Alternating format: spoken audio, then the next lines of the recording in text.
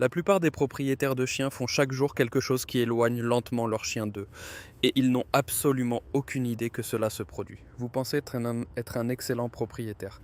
Vous pensez que votre chien adore tout ce que vous faites. Mais la vérité est que certaines des façons les plus courantes dont les humains montrent de l'amour à leurs chiens sont totalement mal comprises. Pas ignorées, mais mal comprises. Votre chien reçoit un message différent de celui que vous envoyez. Et c'est précisément ce qui rend cela si frustrant. Ce ne sont pas des erreurs rares. Ce sont des choses que vous faites probablement en ce moment même, aujourd'hui, plusieurs fois par jour. Mais voici la bonne nouvelle. Il existe 7 choses qui prennent chacune moins d'une minute et qui changeront complètement la façon dont votre chien vous voit. Pas seulement comme son propriétaire, pas seulement comme la personne qui remplit sa gamelle, mais comme sa figure d'attachement, celle qu'il choisit par-dessus tout le monde au monde. Repensez à ce qui se passe quand vous passez la porte d'entrée. Votre chien devient complètement fou. Il tourne en rond, saute, gémit, attrape, peut-être même n'importe quoi juste pour faire quelque chose de toute cette énergie. Et que font la plupart des propriétaires? Ils le regardent, le chien, et disent non ou stop, ou ils lui tournent le dos jusqu'à ce que le chien se calme. En surface, cela a du sens.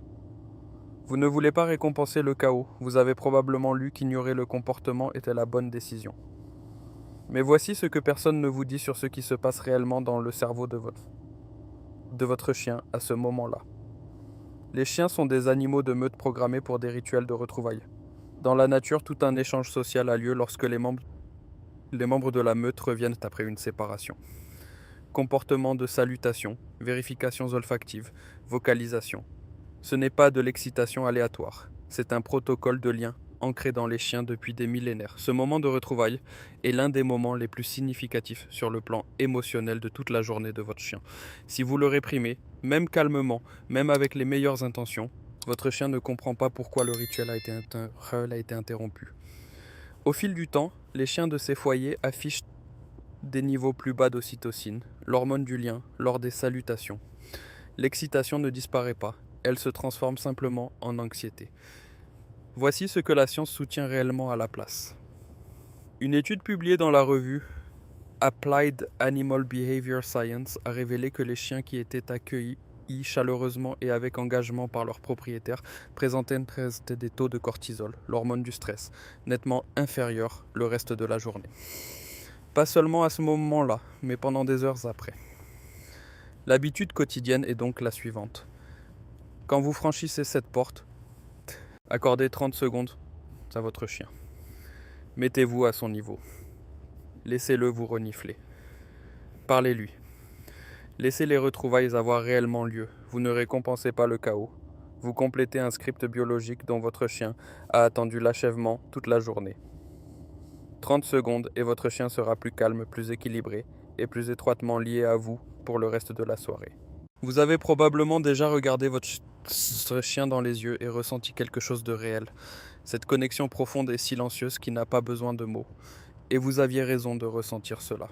Derrière ce qui se passe quand les chiens et les humains fixent leur regard, il y a en fait une science extraordinaire. Une étude révolutionnaire de l'université d'Asabu, au Japon, a révélé que le contact visuel mutuel entre les chiens et leurs propriétaires déclenche une poussée d'ocytocine tant chez le chien que chez l'humain. Pas seulement chez l'un d'eux, chez les deux. C'est la même réponse hormonale qui se produit entre une mère et son nouveau-né. Le contact visuel déclenche littéralement le système de lien chez les deux espèces simultanément. Cependant, c'est ici que les choses tournent mal. La plupart des gens fixent leur chien de la mauvaise manière. Un contact visuel prolongé, ininterrompu et intense peut être interprété, même venant de quelqu'un que le chien aime, comme un défi, une pression ou une confrontation. Les chiens communiquent la dominance et la menace par des regards durs et fixes. Si vous maintenez ce regard trop longtemps, avec trop d'intensité, même avec de l'amour dans les yeux, le système nerveux de votre chien commence à interpréter cela comme une tension. Vous verrez les signes si vous savez quoi chercher. Un bref détournement du regard, un léchage de babine, un bâillement, un léger rabaissement de la tête. Ce ne sont pas des signes d'ennui ou de distraction. Votre chien essaie d'apaiser une situation que ses instincts lui disent tendue. Le bon type de contact visuel est doux. Il est détendu. Votre visage est souple. Vos yeux sont légèrement plissés, pas grands ouverts, et fixes. Pensez à la façon dont vous regardez quelqu'un avec qui vous vous sentez totalement à l'aise. C'est cette douceur que le cerveau de votre chien lit. Faites-en une habitude quotidienne. Chaque matin, quand votre chien est calme et près de vous, regardez-le avec des yeux doux et les sourcils légèrement levés. Maintenez cela pendant seulement quelques secondes et laissez votre visage paraître chaleureux. Votre chien tiendra ce regard plus longtemps. Sa queue remuera différemment, tout son corps passera de l'état d'alerte à la sérénité. Laissez-nous parler de ce qui se passe réellement dans le cerveau de votre chien, lorsqu'il reste simplement allongé pendant que vous êtes au travail, que vous faites des courses ou que vous êtes même assis dans la pièce d'à côté. Les chiens sont des animaux qui résolvent des problèmes. Leur cerveau a été façonné sur des millénaires par une vie exigeant le pistage, la prise de décision, la lecture des signaux environnementaux et l'exécution de comportements complexes pour survivre et travailler aux côtés des humains. Ils ont été élevés, littéralement élevés, pour avoir des tâches. Garder les troupeaux, chasser, surveiller, rapporter. La puissance mentale requise pour ces tâches n'est pas seulement un bonus agréable, c'est un besoin biologique.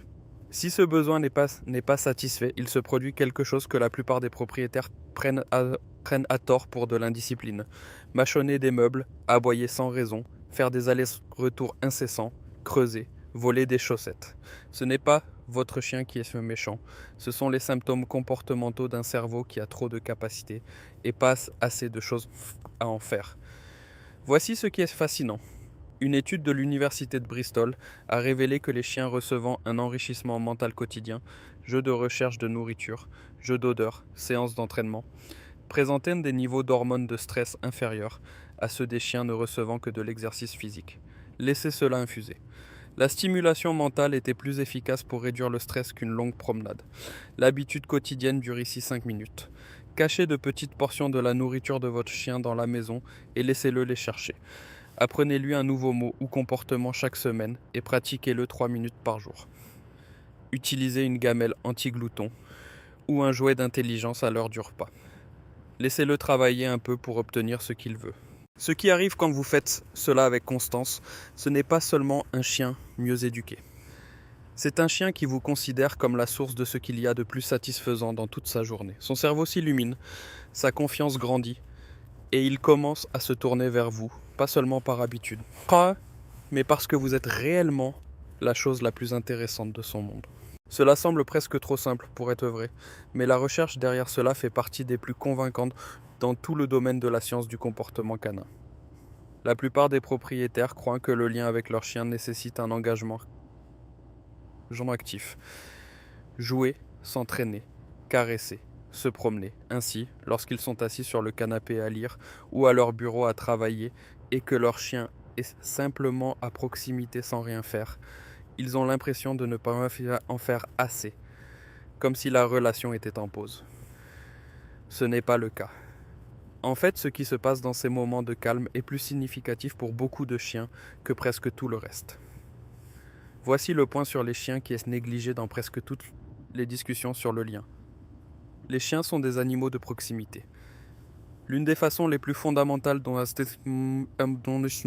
ils expriment la confiance et l'affection est simplement le choix d'être près de vous, sans rien vous demander, sans performer, simplement en étant dans la même pièce. Des chercheurs étudiant le lien social chez les chiens ont découvert que la seule présence de leur propriétaire, sans aucune interaction, provoque des baisses mesurables de la fréquence cardiaque et du taux de cortisol chez un chien. Votre présence calme régule biologiquement le système nerveux de votre chien. Vous êtes sa zone de sécurité, son ancrage, et il n'a pas besoin que vous fassiez quoi que ce soit pour ressentir cela. Il a simplement besoin que vous soyez là. En pratique, cela signifie que les heures que vous passez dans la même pièce que votre chien, même si aucun de vous ne fait rien ensemble, construisent quelque chose. Chaque fois que votre chien choisit de s'allonger à vos pieds au lieu d'aller dans l'autre pièce, c'est un vote pour vous. Voici l'habitude quotidienne. Asseyez-vous une fois par jour quelque part dans votre maison et laissez simplement votre chien exister près de vous sans aucun plan. Pas de commande, pas de caresse, à moins qu'il n'en soit l'initiateur, pas d'appel de son nom. Existez simplement côte à côte. Laissez-le faire tout ce qu'il veut. Ce que vous remarquerez au fil des jours et des semaines, c'est que la distance entre l'endroit où vous êtes assis et celui que votre chien choisit diminue. Il se rapproche, il se détend plus vite, il dort plus profondément. Car pour un chien, l'endroit le plus sûr au monde n'est pas le panier le plus confortable ou le coin le plus chaud, c'est là où vous êtes. Revenons à ce que nous avons dit au premier point, cette énergie des retrouvailles, ce besoin biologique de compléter un rituel de salutation. Allons maintenant plus loin dans la mécanique de la façon dont les chiens vivent réellement ces premiers moments de contact, car la plupart des propriétaires sautent complètement l'étape la plus importante. Les chiens ne se laissent pas guider par leurs yeux. Ils ne se laissent pas guider par les sons. Ils se laissent guider par leur nez. Le nez est, sans exagération, la manière primaire dont votre chien comprend le monde. Les chiens ont jusqu'à 300 millions de récepteurs olfactifs. Les humains en ont environ 6 millions. La partie du cerveau dédiée à l'analyse des odeurs est proportionnellement 40 fois plus grande chez les chiens que chez les humains. Cela signifie que chaque interaction que votre chien a avec un autre chien, avec un étranger ou avec vous commence par un reniflement. Le reniflement recueille des informations qui disent à votre chien qui vous êtes, où vous avez été, comment vous vous sentez, émotionnellement et physiquement, et s'il est sûr de continuer. Ce reniflement n'est pas seulement un comportement de salutation, c'est tout le système d'acquisition de votre chien qui fait son travail. Pensez maintenant à ce que font la plupart des propriétaires avant de caresser leur chien. Ils tendent simplement la main et le touchent, particulièrement sur le dessus de la tête, ce qui est, soit dit en passant, l'un des endroits les moins préférés à caresser pour la plupart des chiens, même si cela semble naturel pour les humains de tendre la main ainsi par le haut. Vous ignorez complètement le sens primaire de votre chien. Et le fait d'approcher par le haut déclenche, chez de nombreux chiens, une subtile réaction de sursaut, car les objets venant d'en haut sont perçus à un niveau instinctif profond comme des menaces potentielles. Voici ce qui change tout. Chaque fois, avant de caresser votre chien, présentez-lui le dos de votre main à la hauteur de son nez, pas directement dans sa face, juste à proximité, à sa portée. Laissez-le venir vers elle, laissez-le renifler. Quand il le fera, vous sentirez son nez pressé contre votre main, et vous remarquerez peut-être son corps se détendre. C'est le reniflement qui complète le processus d'acquisition. C'est le cerveau de votre chien qui dit « j'ai confirmé qui c'est ». Alors, et seulement alors, caressez-le. Et caressez-le d'abord sous le menton ou sur le poitrail, pas sur le dessus de la tête. Cela prend 3 secondes, mais ces 3 secondes changent complètement la texture de chaque interaction physique avec votre chien. Vous devenez la personne qui attend le reniflement, qui le laisse guider. Et les chiens se souviennent plus que de presque tout autre comportement des personnes qui leur ont témoigné ce respect. Êtes-vous déjà passé à côté de votre chien alors qu'il dormait et n'avait pas pu résister à la tentation de vous pencher pour le caresser? Ou l'avez-vous soulevé au milieu de sa sieste parce qu'il semblait trop paisible et parfait pour ne pas être serré dans vos bras? Bien sûr que oui. Nous l'avons tous fait. Parce qu'un chien qui dort est l'une des choses les plus irrésistibles de cette planète. Mais voici ce qui se passe réellement quand vous faites cela, et pourquoi cela signifie plus que ce que la plupart des gens réalisent. Les chiens dorment en moyenne entre 12 et 14 heures par jour, et certaines races dorment encore plus. Ce n'est pas de la paresse. Pendant le sommeil, le cerveau de votre chien consolide tout ce qu'il a appris durant la journée. C'est là que les hormones de stress se réinitialisent. C'est là que le tissu musculaire se répare. C'est là que le système immunitaire effectue son travail le plus vital. Le sommeil n'est pas un temps mort pour un chien, c'est de la maintenance. Et le sommeil profond, la phase où votre chien peut tressaillir ou émettre des sons, est la phase où tout ce travail critique se déroule le plus intensément. C'est aussi la phase où votre chien est le plus vulnérable. Tous les instincts de protection sont hors ligne. Les muscles sont relâchés. La vigilance est au plus bas. Il a choisi cet endroit et ce moment parce qu'il se sentait suffisamment en sécurité pour être totalement sans défense.